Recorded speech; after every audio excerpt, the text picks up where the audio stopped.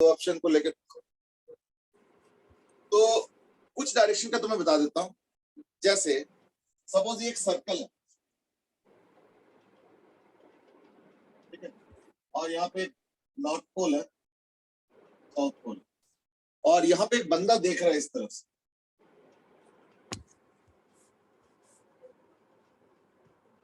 इस कॉइल को देख रहा है। तो अगर ये मैग्नेट को मैं इधर ले जाता, इन दैट केस ये बंदा जो इंड्यूस्ड करंट देखेगा वो क्या देखेगा, एंटी क्लॉकवाइज या clockwise. So observer A will see induced current in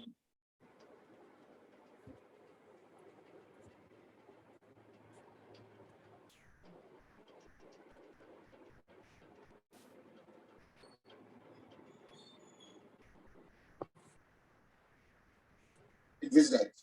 पहले तो फिगर ड्रॉ करो। नहीं, वो चीज देखना पड़ेगा कि जो भी इसका कॉज है उसको अपोज करना पड़ेगा। जैसे इस बार कॉज एक्चुअली है क्या, कॉज है कि मैग्नेट चल के जा रहा है, तो कोई दूर जा रहा है तो इंड्यूस्ड करंट ऐसे जनरेट होगा कि उसको दूर जाने से रोकने की कोशिश करेगा, यानी वो पुल करेगा। पुल कैसे कर सकता है, अट्रैक्ट कर सकता है ना। तो अगर अट्रैक्ट करना है तो बताओ, अगर मान लो नॉर्थ पोल उधर जा रहा है, दूर जा रहा है, तो अट्रैक्ट करने के लिए क्या होगा, इधर साउथ पोल जनरेट होना पड़ेगा, इस तरफ। Yes sir. नहीं, इस तरफ साउथ पोल जनरेट होगा और इस तरफ नॉर्थ पोल। साउथ पोल कब होता है, क्लॉकवाइज या एंटी क्लॉकवाइज? तो क्लॉकवाइज। क्यों, देखो साउथ पोल ऐसे होता है। यानी ए वाले ऑब्जर्वर से अगर पूछोगे तो होगा क्लॉकवाइज। लेकिन ध्यान रखना, घड़ी को भी अगर बैक साइड से देखो तो एंटी क्लॉक हो जाता है। तो देखो अगर यहाँ पे भी कोई ऑब्जर्वर होगा ना, ऑब्जर्वर बी, वही मान लो देख रहा है इसका, लेकिन ऑब्जर्वर बी अगर देख रहा है, इन दैट केस उसको क्या नजर आएगा, एंटी क्लॉकवाइज। तो observer A will see induced current in clockwise direction and B will C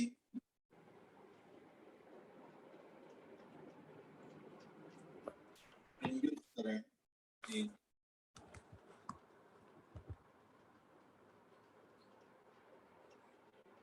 anti-clockwise direction।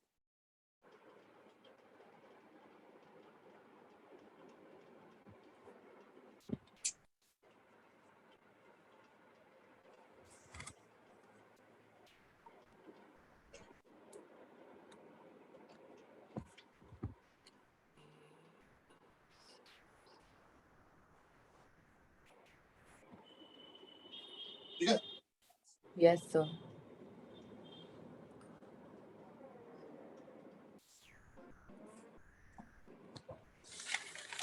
चलो ठीक है, तो अब इधर आ जाओ। इस वाले में क्या है, एस को जब मैं ऑन करूंगा तो ये कॉइल ना, दोनों ही coil, both coils are put on the X Y plane. Both coils are in X Y plane. जब एस को मैं स्विच ऑन करूंगा तो ए में जो इंड्यूस करंट होगा उसका डायरेक्शन क्या होगा। Similarly when S is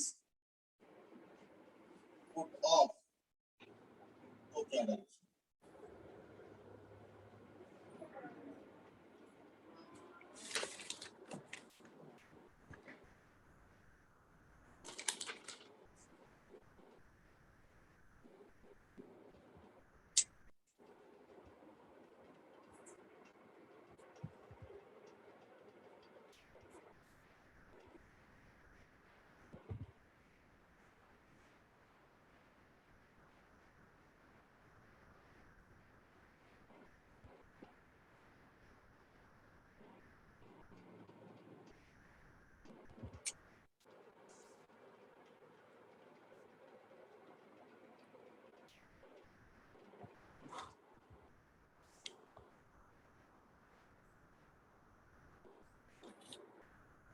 sir एक डाउट है सर, जैसे कल जब वो उस जैसे जो कॉइल था वो उस तरफ जा रहा था तो मतलब उसका मैग्नेटिक फील्ड कम हो रहा था। हाँ, और करंट बढ़ रहा था। Yes sir. इसलिए हम डाउटफुल हो गए। यस सर, बट जैसे ऊपर वाले में जब करंट सेम था और जब वो उधर जा रहा था तब हमने तब तो मैग्नेटिक फील्ड घटेगा ना, क्योंकि mu naught I by 2 pi R, तो यस आई सर। तो सेम है, आर बढ़ता जा रहा है तो मैग्नेटिक फील्ड घटता जा रहा है, तो यानी फ्लक्स घटेगा। सर तो उसमें हमने बोला था कि वो हम वहीं पे वो लगाएँगे, मतलब डायरेक्शन अंदर की तरफ ही लेंगे बिकॉज़ हमें चाहिए कि वो कम कम हो रहा है, उससे हाँ, सब कम कुछ। हो रहा है और हम चाहते नहीं कि कम, जैसे मान लो सपोज मेरे जेब में से सपोज दो दो करके रुपए गिरता जा रहा है, तो अगर यस, तुम चाहते हो कि मेरे पैसे ना चेंज हो तो क्या करोगे, तुम मेरे जेब में ही डालोगे दो दो रुपए करके। Yes sir. तो यानी जिस डायरेक्शन में मैग्नेटिक फील्ड है, अगर उस मैग्नेटिक फील्ड का वैल्यू कम होता जा रहा है तो उसको अपोज करने के लिए क्या करोगे ना, उसी डायरेक्शन में और मैग्नेटिक फील्ड बनाएंगे। तो इसलिए उसी डायरेक्शन में बनाने के लिए फिर वो हैंड रूल से हमने किया था, क्लॉकवाइज एंटी क्लॉकवाइज जो भी आया था। सर तो मैं उसका बेसिकली क्या वो होगा है कि अगर मैग्नेटिक फ्लक्स अगर किसी वजह से कम होता जा रहा है तो समझ लो कि उसी डायरेक्शन में मैग्नेटिक फील्ड बनाने के लिए कोशिश करेंगे, और अगर मैग्नेटिक फ्लक्स बढ़ता जा रहा है तो उसके ऑपोजिट डायरेक्शन में मैग्नेटिक फील्ड बनाने का कोशिश हो जाए। ये इंड्यूस्ड ईएमएफ का प्रॉपर्टी। सर तो जैसे ये जो मैग्नेट है ये जब इससे दूर जा रहा है तो टेक्निकली जो वहाँ पर कॉइल रखा हुआ है उस पे उसका मैग्नेटिक फील्ड कम ही तो हो रहा है, मतलब उसके मैग्नेटिक फील्ड का इफेक्ट कम ही हाँ तो। बिल्कुल बिल्कुल, यानी उसका मैग्नेटिक फ्लक्स कम होता जा रहा है तो मैग्नेटिक फ्लक्स इसलिए बढ़ाना चाहता है। बट अच्छा, उससे आसान सोचने का तरीका पता क्या है कि अगर मैग्नेट दूर जा रहा है तो हम उसको रोकना चाहते हैं, हम नहीं चाहते कि वो दूर जाए। तो अगर जो चीज दूर जा रहा है अगर उसको चाहते हो कि ना दूर जाए तो क्या करोगे, तुम उसको खींचोगे। खींचोगे यस, मतलब क्या होता है, अट्रैक्शन, यस सर, समझ है गए। ना, दैट्स इट।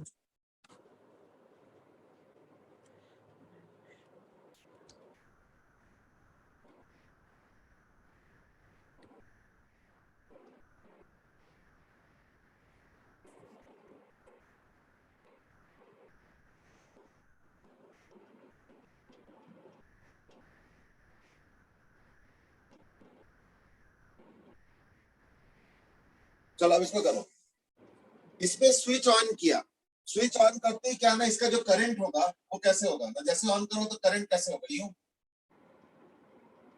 यानी एंटी क्लॉकवाइज करंट, है ना। तो yes sir. Anti clockwise current अगर होगा, अच्छा इसका आंसर निकाला क्या तुमने?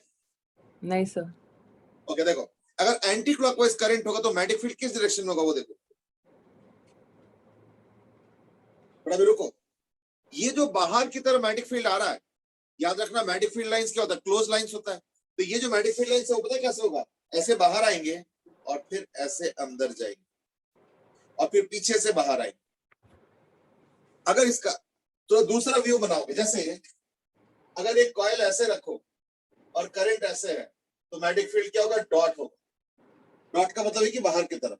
Yes sir. और अगर तुम यहां से देखोगे इसको तो ये कॉइल हो गया, ये करंट हो गया, तो देखना इसका जो मैग्नेटिक फील्ड होगा ना ये देखो ऐसे, है ना, यस सर। तुम्हारा तो ऐसे मैग्नेटिक फील्ड लाइंस।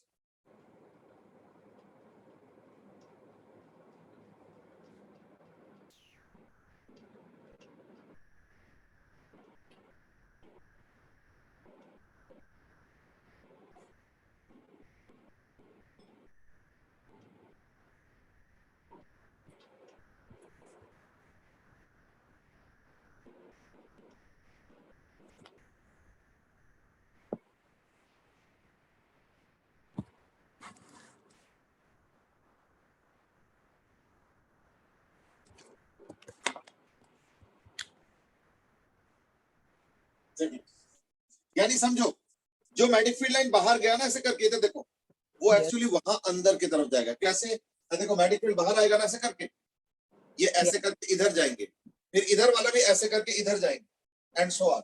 तो यहाँ पे जो मैग्नेटिक फील्ड होगा वो अंदर की तरफ होगा, यानी क्रॉस होगा। यानी कॉइल के अंदर तो डॉट होगा, कॉइल के अंदर जो मैग्नेटिक फील्ड होगा ना वो डॉट है इस केस में, क्यों, ये देखो। लेकिन वो मैग्नेटिक फील्ड डॉट मतलब बाहर की तरफ, लेकिन वही मैग्नेटिक फील्ड बाहर से फिर अंदर भी जाएंगे। ये वाला देखो, बाहर हुआ, फिर देखो घूम के अंदर हुआ, फिर वापस पीछे से आएंगे। तो ये भी ऐसे होगा, यूं जाएंगे ऐसे, फिर बोर्ड के अंदर, फिर बोर्ड के अंदर से वो पीछे से फिर ये यहाँ से आएंगे, फिर बाहर तो होके फिर अंदर जाएंगे, एंड सो ऑन। ये 3D विजुअलाइज हो रहा है? Yes sir, yes. ओके, यानी इसके अंदर मैग्नेटिक फ्लक्स किस तरफ हो रहा है? अंदर की तरफ। अंदर की तरफ। हो गया ना? यस अच्छा, जब ये स्विच ऑफ था तो फ्लक्स तो था नहीं, एकदम से अंदर की तरफ आ गया, यस सर। यानी अंदर की तरफ फ्लक्स बढ़ गया, तो उसको अपोज करना है तो क्या होगा? अंदर की तरफ मैग्नेटिक फील्ड जनरेट करेंगे या बाहर की तरफ? बाहर की तरफ। बाहर की तरफ। तो बाहर की तरफ कैसे जनरेट होगा? यानी क्या होगा? समझ में आ रहा अच्छे से? Yes sir. अब जब तुम ऑफ कर दोगे तो क्या होगा ना? अंदर की तरफ मैग्नेटिक फ्लक्स था, चल रहा था, और ऑफ करते क्या होगा? करंट खत्म, मैग्नेटिक फील्ड खत्म, तो इसका फ्लक्स खत्म हो जाएगा। यानी अंदर की तरफ था और एकदम खत्म हो गया, यानी अंदर की तरफ घट गया। Yes sir. घटने नहीं देना चाहते तो क्या करेंगे? अंदर की तरफ ही मैग्नेटिक फील्ड बनाएंगे, यानी हो जाएगा फ्लक्स।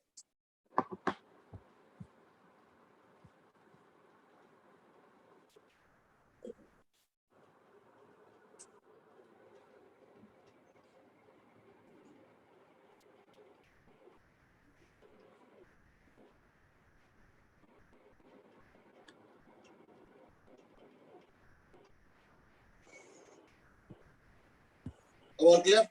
Yes sir. तो आई थिंक हमने काफी डायरेक्शन के ऊपर बात किया, अभी और थोड़ा सा डायरेक्शन पे बात होंगी, बट अभी तक जितना क्या लगभग हम लोगों ने सारे केसेस कवर कर लिए, जो डिफरेंट टाइप्स ऑफ केसेस होते हैं।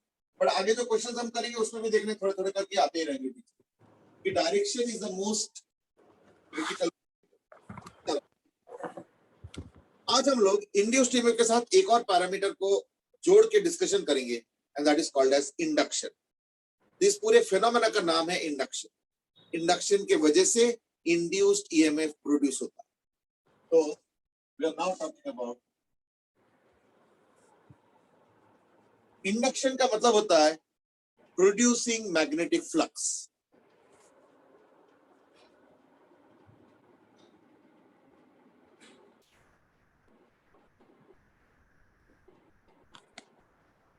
अब मैग्नेटिक फ्लक्स जो है ना, देखना, मोटा मोटा मोटा मोटा दो वजह से प्रोड्यूस होता है। एक होता है खुद के करंट की वजह से, एक होता है दूसरे किसी के करंट की वजह से। जैसे अभी जो हमने ये कॉइल के बगल में कॉइल रखा था, उसमें जो मैग्नेटिक फ्लक्स प्रोड्यूस हो रहा था वो खुद के करंट की वजह से हो रहा था या दूसरे के करंट की वजह से हो रहा था? तो दूसरे दूसरे के करंट की वजह से हो रहा था, तो उसको हम लोग बोलेंगे म्यूचुअल इंडक्टेंस।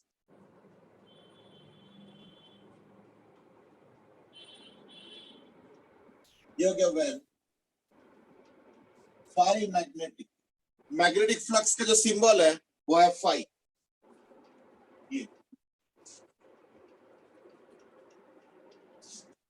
म्यूचुअल इंडक्टेंस का बोलेंगे ना, when magnetic flux is produced due to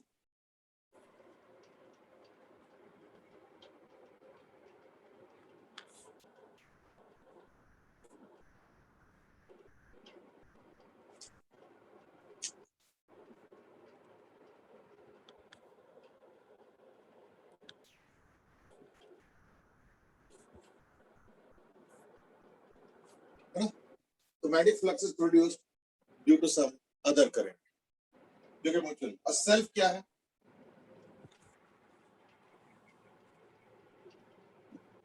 When magnetic flux is produced due to own current,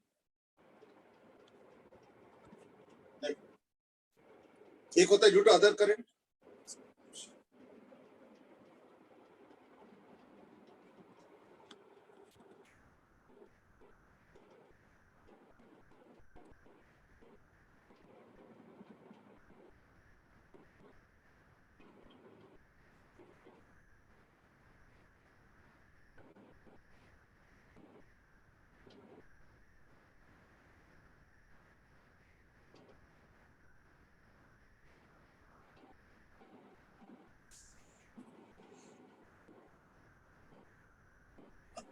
तो अगर magnetic flux produce due to some own current हो रहा है तो सेल्फ इंडक्टेंस।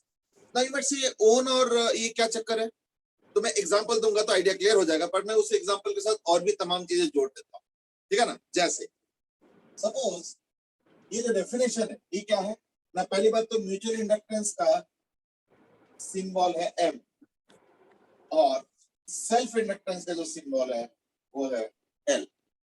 तो M क्या है और L क्या है, दोनों सेम ही है, और M और L दोनों ही है इक्वल टू फ्लक्स पर यूनिट करंट। तो फ्लक्स होता है वेबर्स, इसका ऐसा यूनिट, और करंट का ऑब्वियसली एम्पियर। तो वेबर्स पर एम्पियर जो वो बन गया, दैट इज म्यूचुअल इंडक्टेंस। जो सेल्फ इंडक्टेंस इसका जो ऐसा यूनिट है वो है हेनरी।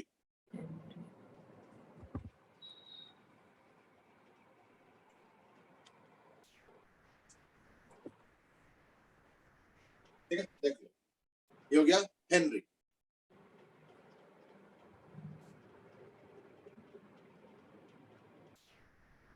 अब मैं इसको एक क्वेश्चन दूंगा तो इससे देखना मोरलेस म्यूचुअल इंडक्टेंस क्लियर हो जाए। जैसे मैं एक एग्जांपल दे रहा हूं, सपोज मैं कहता हूं कि मेरे पास एक वायर है, ये एक इनफाइनाइट वायर है, और यहां से कुछ L डिस्टेंस दूर एक छोटा सा कॉइल है, उस कॉइल का रेडियस है R और उसके N टर्न्स है। N टर्न्स मतलब कॉइल के अंदर टर्न्स, ठीक है, तो समझते हो। Yes, sir.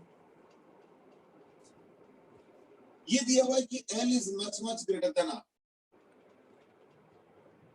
यानी radius of the coil is very small and L is very large.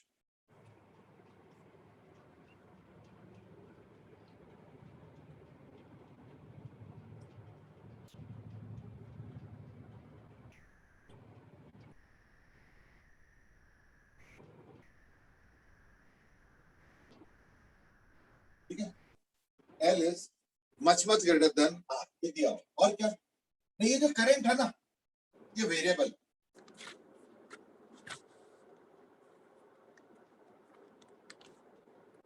ये दिया हुआ है करंट को एज k t स्क्वायर, यानी t स्क्वायर के साथ बढ़ता जा रहा है। अब क्या क्या निकालना है वो जरा देखते जाओ।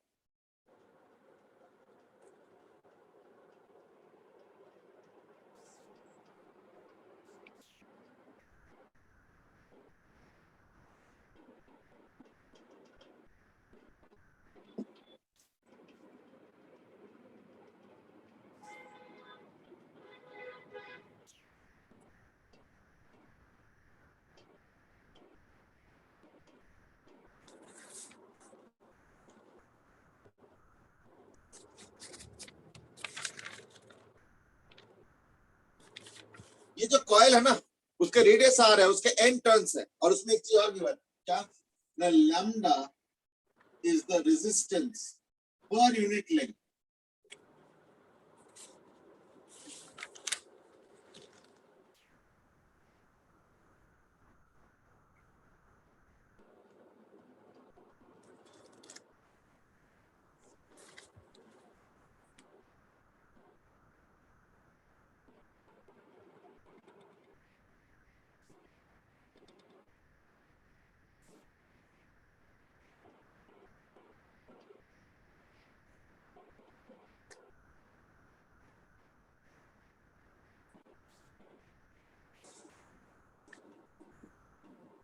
इंड्यूस करंट कितना होगा, 7th है, डायरेक्शन क्या होगा, ठीक है। मैग्नेटिक फील्ड कितना होगा, फ्लक्स कितना होगा, म्यूचुअल इंडक्टेंस क्या होगा, ई इंड्यूस क्या होगा, रेजिस्टेंस क्या होगा, आई इंड्यूस क्या होगा, और उसका डायरेक्शन क्या होगा, ठीक है। चलो फटाफट साथ इसमें ऑब्वियसली मैं इस पे फोकस करना चाह रहा हूँ, एक क्वेश्चन के लिए मैं म्यूचुअल इंडक्टेंस पे फोकस करना चाह रहा हूँ, तो एक एक करके बताते जाओ। ये एक इनफाइनाइट वायर है, तो इनफाइनाइट वायर की वजह से कुछ एक डिस्टेंस पे मैग्नेटिक फील्ड का फॉर्मूला क्या है, So, mu naught I upon 2 pi R. हाँ, ये हो गया म्यू नॉट आई बाय 2 पाई। और फॉर्मूला है, बट फॉर्मूला में तो हम एल पुट करेंगे। yes sir, चलो ठीक है। तो फ्लक्स कितना होगा? फ्लक्स होता है magnetic field into area, yeah, ठीक है ना? अब देखो जरा इसमें एग्जैक्टली आंसर क्या है, फटाफट बताओ। so mu not I upon 2 pi l into area मतलब pi, एरिया में क्या पुट करोगे? so एरिया में क्या pi पुट करोगे? pi r square, um, but n turns, और फिर so into n भी होगा क्या? इनटू एन भी होगा, क्योंकि हर टर्न में मैग्नेटिक फील्ड जा रहा है, तो Yes, देयरफॉर इनटू एन। चलो ठीक है। अब आ जाओ म्यूचुअल इंडक्टेंस। म्यूचुअल इंडक्टेंस क्या है? फ्लक्स पर यूनिट करंट। यानी एक आई तो हट जाएगा, yes sir, बाकी तो सब कुछ रहेगा। तो कुछ कुछ चीजें कैंसिल कर दें, पाई पाई कैंसिल, यानी हो जाएगा mu naught R square N by 12। Is it okay? yes sir, चलो ठीक है, अब स्टार्ट करो। so d5 by D induce कैसे निकालोगे?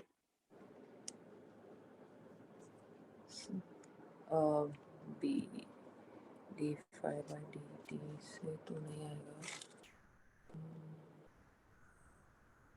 डी इंड्यूस कैसे निकालोगे? ना फ्लक्स को डिफरेंशिएट करके फाई क्या होता है? माइनस डी फाई डी याद है ना? yes sir, yes sir, तो फ्लक्स तो आ चुका है ना। अब इस फ्लक्स में क्या डिफरेंशिएट करोगे? ना करंट देखो वेरिएबल है, yes sir, kt square, yes sir, यानी यहाँ पे केटी स्क्वायर लिख सकता हूँ।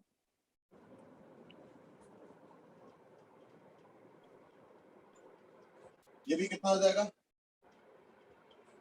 mu not kt square r square n by 2n, अब जब इसको डिफरेंशिएट करो तो क्या होगा? टी स्क्वायर तो डिफरेंशिएट होगा, 2t हो जाएगा। 2t, yes sir, तो एक 2 कैंसिल हो गया, यानी क्या बचा? Mu naught mu not K kt T r square n N by l, आ गया। अब आ जाओ रेजिस्टेंस। रेजिस्टेंस क्या होता है? लेंथ हो गया 2 pi small R into lambda करो तो क्या आएगा? उस एक कॉइल का रेजिस्टेंस आ जाएगा, और फिर नंबर ऑफ टर्न्स, यानी 2 pi small R into N into lambda. 2 pi R into N into lambda. Is that okay? yes sir, तो आई इंड्यूस क्या होगा ना? आई क्या होता है? वोल्टेज अपन रेजिस्टेंस। तो वोल्टेज का ये रहा ईएमएफ, yes sir, ये रेजिस्टेंस। तो डिवाइड करो तो क्या होगा? एन कैंसिल हो जाएगा, तो यानी mu naught K t T, एक आर कैंसिल हो गया, R by 2 2 pi lambda, last में आ जाएगा डायरेक्शन। फिर एक और क्वेश्चन भी है, बट पहले इसको करो। डायरेक्शन क्या होगा इसमें? इंड्यूस करंट क्लॉकवाइज या एंटी क्लॉकवाइज? तो ये क्वेश्चन अगर देखा जाए तो कल जो हमने डिस्कस किया था उसके तरीके से सोचना। डिस्कस किया था ना, आई इंक्रीजिंग डिक्रीजिंग करके, और फिर वो चला जा रहा है, आ रहा है, कोई फिक्स है, sir फिक्स इसमें वाला है ना? तो क्या I तो टाइम के साथ इंक्रीज ही कर रहा है, हाँ बिल्कुल। तो और फिर सो वो तो अपनी जगह कांस्टेंट ही है, मतलब वो वहां से मूव तो नहीं कर रहा, आप तेरे डिस्टेंस कांस्टेंट हो गया, तो फिर उससे क्या होगा? सो एंटी क्लॉकवाइज, क्यों? लेकिन वही सो वो तो मैंने कल वाले में से देख लिया, बट सर उधर आई इंक्रीज हो रहा है ये तो अंदर की तरफ बढ़ता जा रहा है, यस सर, तो उसके लिए फिर बाहर की तरफ प्रोड्यूस करना पड़ेगा, एंटी क्लॉकवाइज, यानी ऐसा। ठीक है, यस सर, यस सर, यानी बेसिक पर्पस तो यही है कि अंदर और बाहर वाला चीज देख लो कि बढ़ रहा है घट रहा है, अंदर और बाहर। इस बार क्या ना, अंदर की तरफ हो रहा है, ये देखो। तो अंदर की तरफ मैग्नेटिक फील्ड बढ़ रहा है, तो उसको अपोज करने के लिए बाहर की तरफ प्रोड्यूस करना बाहर की पड़ेगा। तरफ, तो बाहर की तरफ प्रोड्यूस करने के लिए क्या चाहिए, है ना? एंटी क्लॉकवाइज करंट, यानी इंड्यूस करंट का डायरेक्शन हो गया। अच्छा, अब जो नेक्स्ट क्वेश्चन पूछने वाला हूँ ये आसान है, इसमें कोई ज्यादा दिक्कत नहीं है। बस तुमको वेरिएशन बताना है किस चीज का, ना magnetic field versus time, flux versus time, induced EMF versus time और इंड्यूस्ड करंट वर्सेस टाइम। अच्छा, ये चीज तो कोई ज्यादा मुश्किल नहीं है, तो जस्ट फॉर प्रैक्टिस में करा रहा हूँ। ये ज्यादा मुश्किल इसलिए नहीं है क्योंकि हर एक का मैथमेटिकल फंक्शन हमारे पास है, सब कुछ फंक्शन। तो समय के साथ वेरिएशन कैसे हो रहा है उसका फंक्शन देखो, अकॉर्डिंगली ग्राफ बन जाएगा। तो कैसे करोगे? सर बी तो सर वो तो स्क्वायर टाइम के स्क्वायर के साथ इंक्रीज होगा। हाँ, यानी y proportional to x square type का ग्राफ होगा। Yes sir. वो कैसे होगा? सर हाई ऐसे करके। यानी ऐसे वाला ना। Yes sir. और फ्लक्स वाले में कुछ अलग होगा, सेम होगा? सर फ्लक्स भी सेम ही होगा सर, उसमें भी टी स्क्वायर के ईएमएफ और करंट?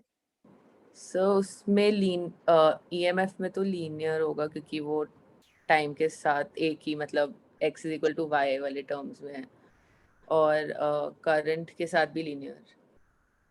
यानी ये भी लीनियर है।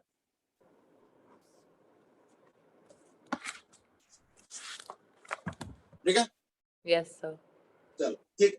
So that was about the graph of flux, magnetic field, and induced EMF or induced current. अब इसी क्वेश्चन को रिपीट करना है, थोड़ा सा सिचुएशन में अलग कर देता हूं।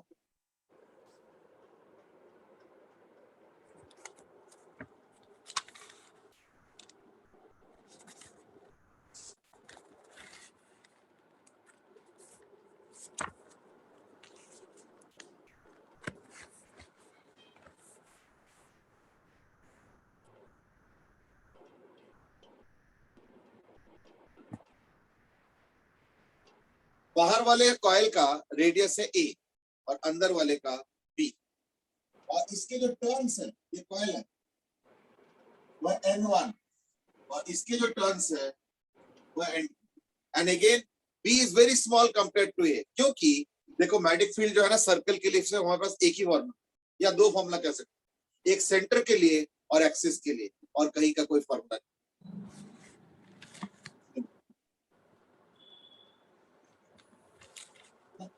यानी इसमें क्या है, b is very very small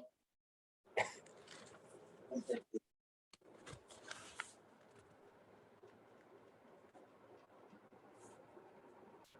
देख लो।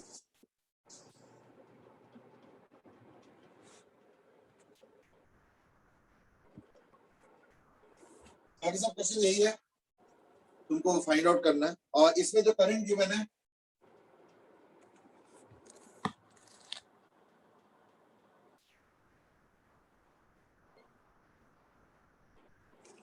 ये दिया हुआ है KT।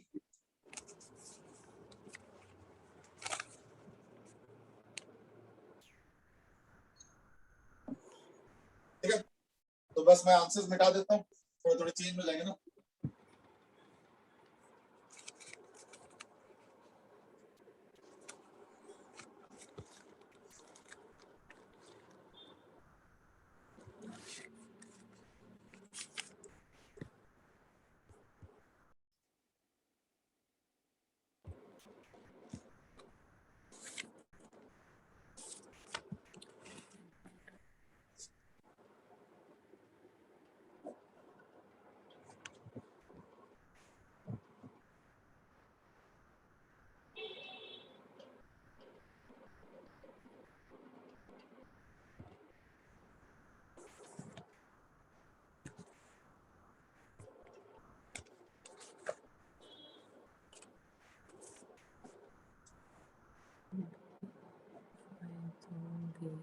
इस बार चेंजेस क्या है कि एक तो करंट लीनियर, ठीक है, सर्कुलर कॉइल के सेंटर में मैग्नेटिक फील्ड का फॉर्मूला क्या है?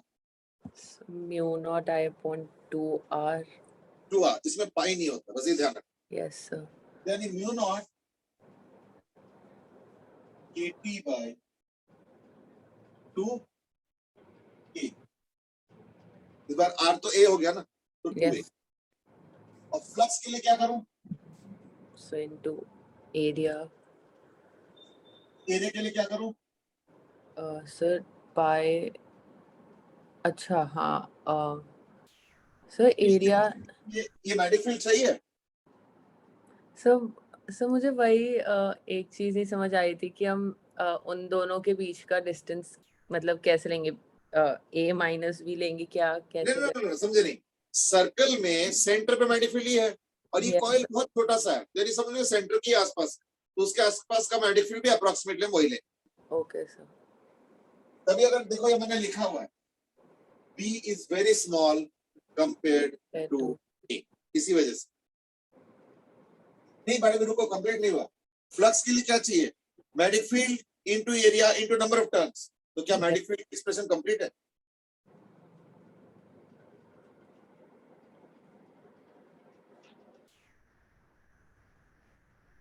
देखो वो जो बाहर का सर्कल है उसमें अगर एक टर्न होता तो यही मैग्नेटिक फील्ड होता, पर उसके अंदर भी तो टर्न्स है, तो हर टर्न पे मैग्नेटिक फील्ड बढ़ेगा ना, यदि एक N1 और मल्टीप्लाई होगा तो ये हो गया मैग्नेटिक फील्ड।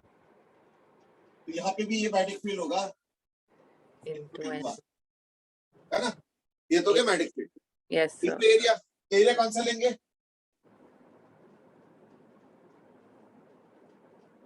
फिर उसमें भी एरिया में भी एक N2 भी मल्टीप्लाई होगा, है ना?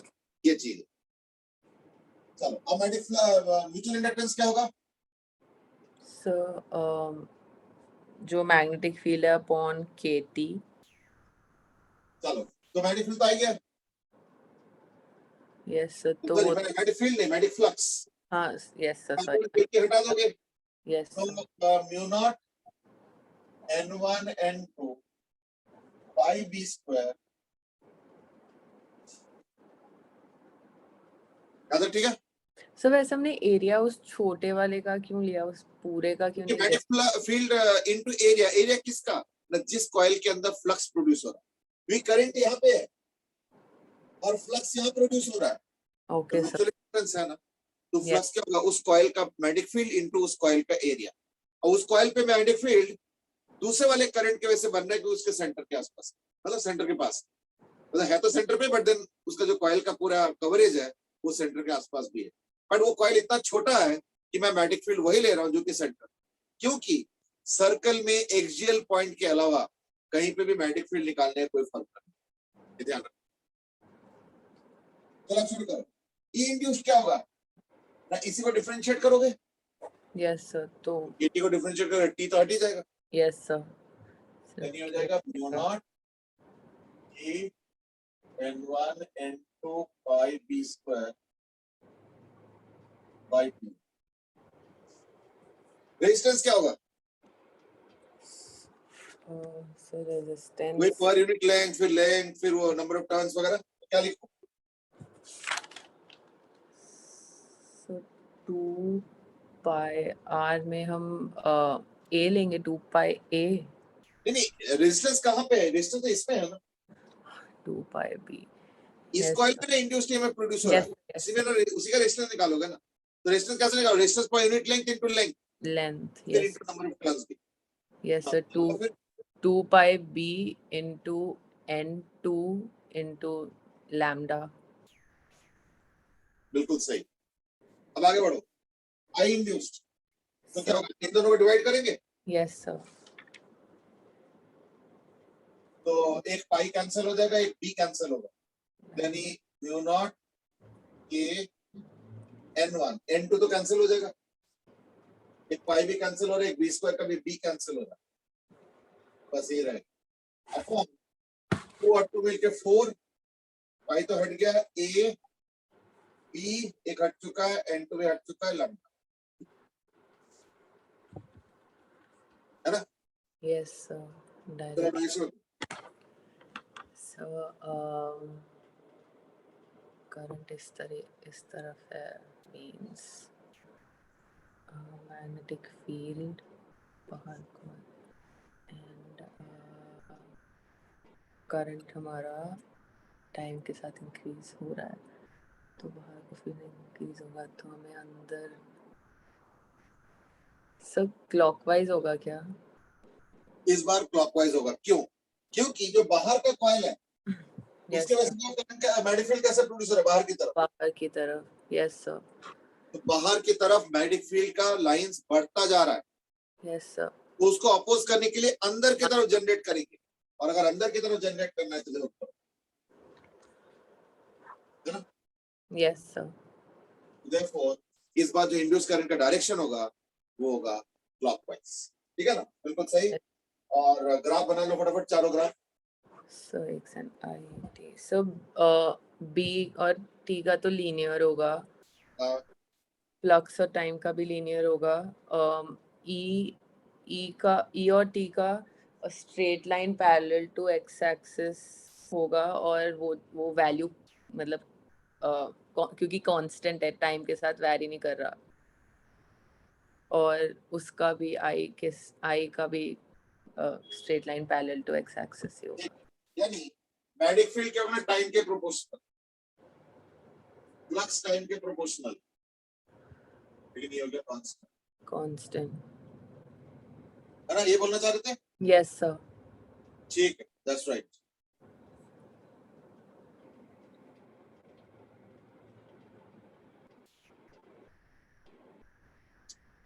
चलो ठीक, so that was about your example of mutual inductance. Self inductance कहाँ बनता है? सेल्फ इंडक्टेंस बनता है सॉलिनॉइड।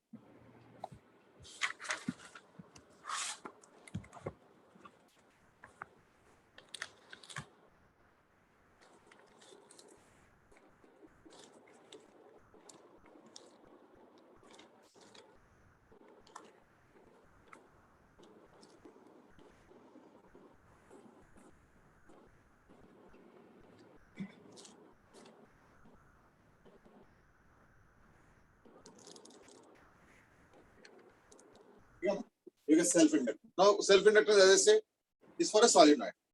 You get solenoid.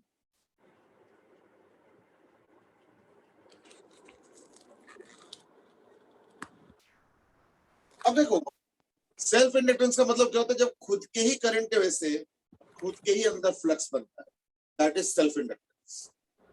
तो लेट अस से ये जो कॉइल है इसका लेंथ है सपोज L, और टोटल नंबर ऑफ टर्न्स है N, और टर्न डेंसिटी है स्मॉल n।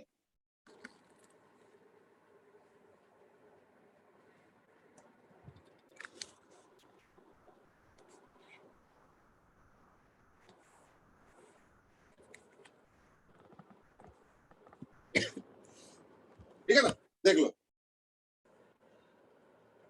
अब देखो, अगर मैं इस सॉलिनॉइड को देखता हूं तो क्या होगा, है ना? इसका सपोज रेडियस R है।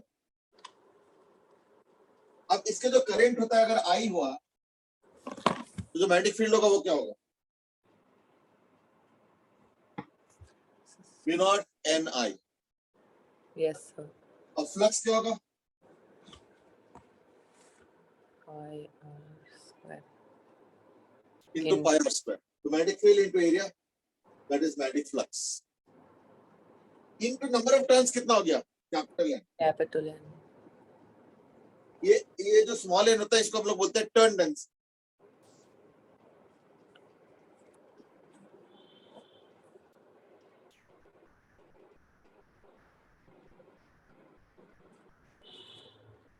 ठीक है? Yes sir. ये total flux. Therefore, self inductance is equal to phi by I। जो I से कैंसिल हो गया, यानी mu not N N I R। ये क्या सेल्फ इंडक्टेंस। ठीक है, इसमें ना कई बार इसको थोड़ा सा अलग तरीके से भी लिखा जाता है, तो इसलिए इसका 3 फॉर्मूले हैं, तीनों सेम फॉर्मूला है, फॉर्मूला अलग नहीं है, पर थोड़ा सा लिखने का थोड़ा सा तरीका अलग है ना? तो क्या अलग है? जैसे ये कैपिटल N को मैं लिख सकता हूँ स्मॉल n इंटू L, तो मैं इसको लिख सकता हूँ म्यू नॉट, है ना? Yes sir. और नहीं तो मैं स्मॉल n को लिख देता हूँ इस कैपिटल N बाई L, वो भी चलेगा।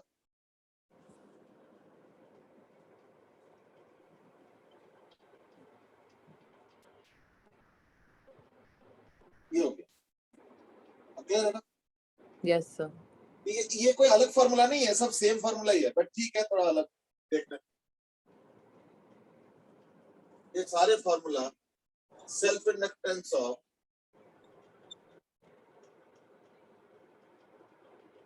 सॉलिनॉइड के, तो सॉलिनॉइड के सेल्फ इंडक्टेंस के जो फॉर्मूला है वो यही है, ठीक है ना?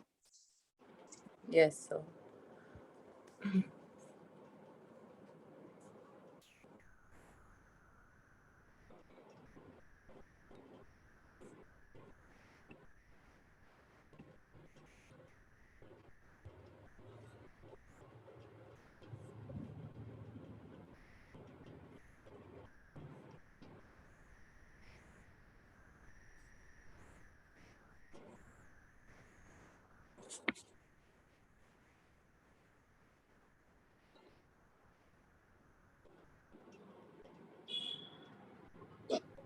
अब एक काम करते हैं, एक और म्यूचुअल इंडक्टेंस का फॉर्मूला बनता है, वो है सॉलिनॉइड के अंदर सॉलिनॉइड, वो भी कर लेते हैं। जैसे मान लो एक बड़ा सॉलिनॉइड,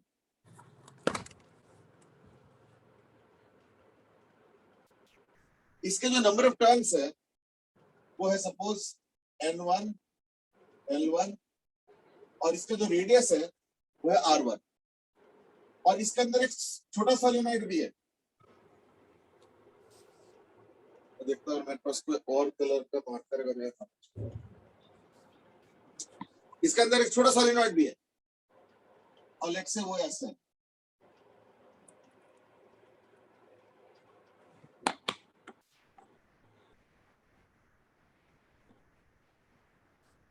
ठीक है, तो उसका है सपोज ये रेड वाले का N2 L और R2। तो इस केस में हमने जिस तरीके से दिया है उस हिसाब से R1 is greater than R2, ठीक है, R1 जो है इज ग्रेटर देन R2, ये चीज,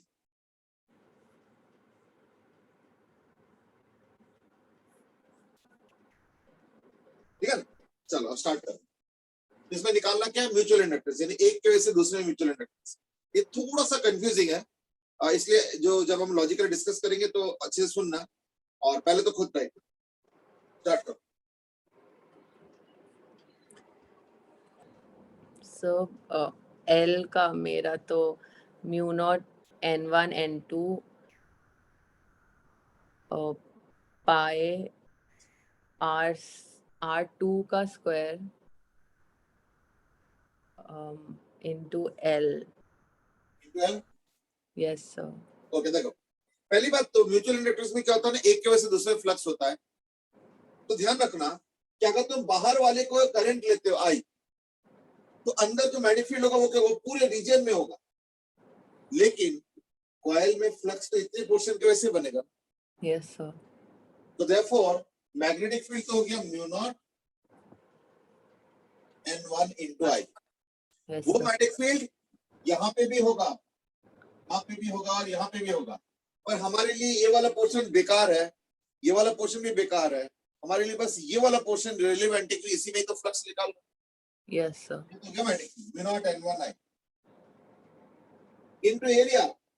एरिया क्या होगा ना, इस छोटे से कॉइल का लेना पड़ेगा, बड़े का नहीं। Yes, sir. सर्किट इसमें प्रोड्यूस हो रहा है, तो उसका एरिया तो R2 से होगा। Yes, sir. तो पाई R2 का स्क्वायर इनटू छोटे वाले का number of turns, Yes, sir. वो क्या होगा N12. N2 into L, ठीक है। Yes, दिया, sir. तो L क्या हो जाएगा ना 5/I, ये तो 5 है।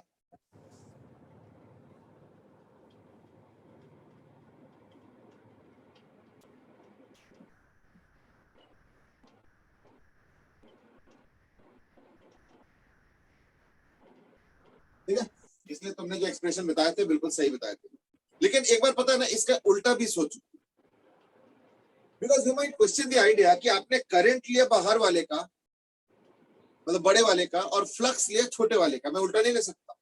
बिल्कुल ले सकता। एक काम करता हूं, मैं मैग्नेटिक फील्ड यानी करंट ले लेता हूं छोटे वाले, मतलब पतले वाले कॉइल का, तो उसका करंट क्या है, लेट अस आई, तो उसके वजह से मैग्नेटिक फील्ड क्या होगा, mu naught N2 into I।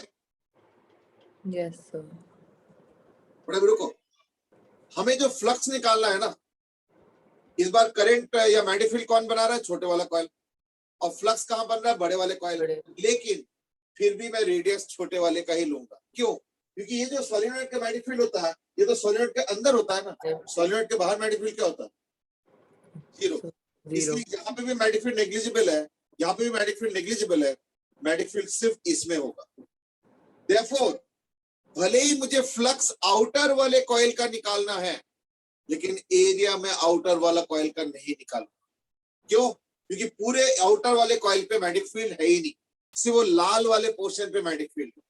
इसलिए भले ही तुमने करंट अंदर वाले का लिया और फ्लक्स बाहर वाले पे निकाल रहा हूं, लेकिन फिर भी मुझे अंदर वाले का ही रेडियस लेना।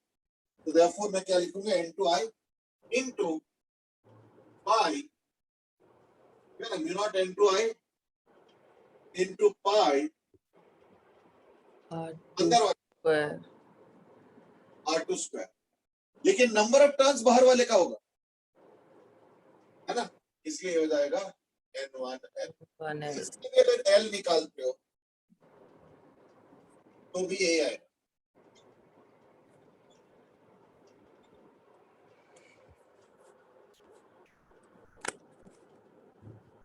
इसलिए कौन से मेथड से निकालते हो उससे कोई फर्क नहीं पड़ता है।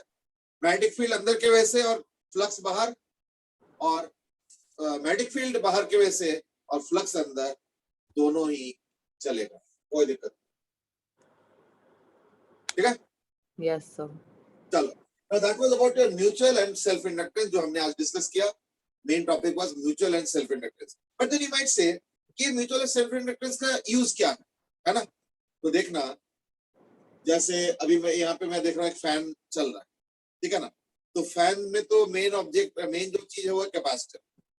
लेकिन ये जो क्या बोलते हैं, इधर एक ट्यूबलाइट भी है, जो पुराने ट्यूबलाइट जहाँ पे चोक कॉइल होता था, यस वो जो चोक कॉइल कहते हैं ना, that is nothing but A inductor.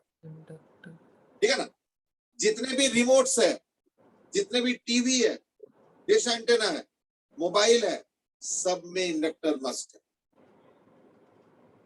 छोटे बड़े वो सब चीजें अलग हो जाता है, बट सब में इंडक्टर होता है। वॉकी टॉकी वगैरह सब में इंडक्टर होता है। अब इंडक्टर करता क्या है, that's something different, I mean, तो उसके ऊपर हम लोग डिस्कस करेंगे। But main role is what, कि इट विल प्रोड्यूस फ्लक्स। और अगर फ्लक्स प्रोड्यूस हो रहा है और अगर उसमें कोई चेंज हो रहा है तो उसको अपोज भी करेंगे। ये तो हमने पहले ही पढ़ रखा है कि कहीं पे भी अगर फ्लक्स का चेंज होने का कोशिश करेगा तो दैट मींस क्या होगा ना, उसके तुरंत अपोज करने के लिए इंड्यूस्ड ईएमएफ जनरेट। ठीक है ना? I hope all things are okay. Yes sir. चलो ठीक है, तो आज हम लोगों ने मेनली जो है सेल्फ और म्यूचुअल इंडक्टेंस पे फोकस किया। अगले क्लास में जो है ना, इसको आगे बढ़ाएंगे कि इसके ऊपर बेस करके सर्किट्स कैसे होता है, और एनर्जी कुछ चीजें और भी है, we will discuss them in more details. ठीक है ना? Yes sir. चलो ठीक है, आज के लिए इतना ही। अच्छा, अब देखना, ये जो ईएमआई वाला चैप्टर है, तुम एक बार वो बुक खोल के एक बार जरा मुझे टॉपिक्स बताओ। Yes sir. सो